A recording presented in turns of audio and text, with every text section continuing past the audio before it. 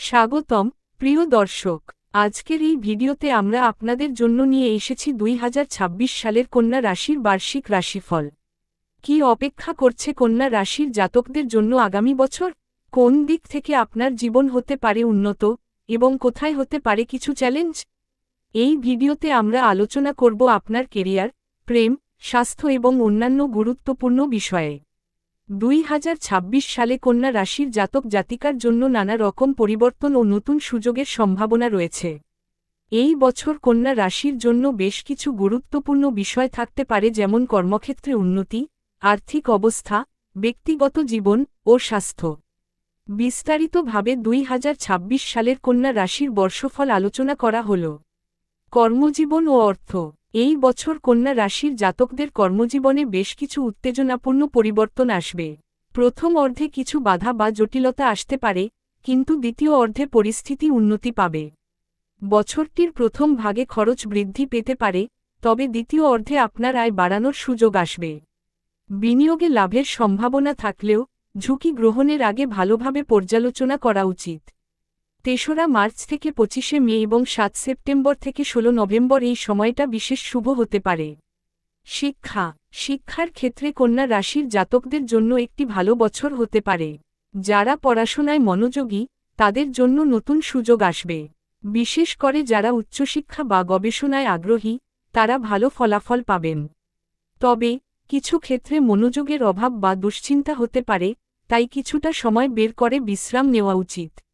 আপনার চতুর্থ ভাবের অধিপতি বৃহস্পতি দেব, যা উচ্চ শিক্ষার কারক গ্রহ, এই বছরের শুরুতে ক্যারিয়ারের ভাবে বসে চতুর্থ ভাবে দৃষ্টি দিবে। এই সময় পেশাগত কোর্স করা শিক্ষার্থীদের সাফল্য অর্জনের জন্য আরও কঠোর পরিশ্রম করতে হতে পারে। তবে এই শিক্ষার্থীদের বছরের শুরু থেকে 2রা জুন পর্যন্ত তাদের পড়াশোনায় অনুকূল ফলাফল দেখতে পাওয়ার সম্ভাবনা রয়েছে। অন্যদিকে 2রা জুন থেকে নিয়ে 31 অক্টোবর পর্যন্ত বৃহস্পতির শক্তিশালী অবস্থান তাদের শিক্ষার জন্য খুব ভালো হবে। কেরিয়ার ও ব্যবসা।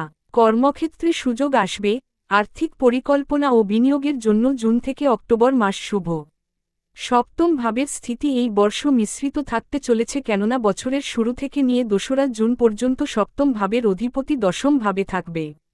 বলে দেওয়া যাক যে গুরু গ্রহের এই স্থিতিকে খুব ভালো মানা হয় না, কিন্তু ব্যবসার সাথে সম্পর্কিত দুটি ঘরের মধ্যে সম্পর্ক ব্যবসার জন্য শুভ হবে। এই সময়কালে আপনি ধৈর্য ধরে কাজ করে ইতিবাচক ফলাফল অর্জন করতে সক্ষম হবেন। প্রেম এবং সম্পর্ক।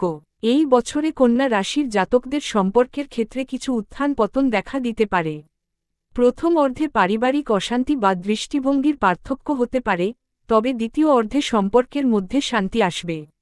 বিশেষত যারা প্রেমে আছেন তাদের জন্য নতুন সম্পর্কের শুরুর সম্ভাবনা রয়েছে। দাম্পত্য জীবনেও সুখবর আসতে পারে। যাদের ইতিমধ্যেই বিবাহিত জীবন রয়েছে তারা একে অপরের প্রতি আরও বেশি মনোযোগী ও সহানুভূতিশীল হতে পারবেন। স্বাস্থ্য। শনি গ্রহের প্রভাবের কারণে আপনি কখনো কখনো অলসতা, ক্লান্ত শরীর আর হাড়ে ব্যথার মতো সমস্যা থাকবে। স্বাস্থ্যের ক্ষেত্রে কন্যা রাশির জাতক জাতিকার জন্য 2026 সাল কিছুটা চ্যালেঞ্জিং হতে পারে। বছরের প্রথম অর্ধে শারীরিক সমস্যা বৃদ্ধি পেতে পারে, যেমন পেটের সমস্যা বা হাড়ের ব্যথা। তবে দ্বিতীয় অর্ধে স্বাস্থ্য আরও ভালো হতে পারে যদি আপনি কিছু স্বাস্থ্যকর অভ্যাস গ্রহণ করেন। ভ্রমণ। 2026 সালে কন্যা রাশির জাতকদের জন্য কিছু গুরুত্বপূর্ণ ভ্রমণের সম্ভাবনা রয়েছে।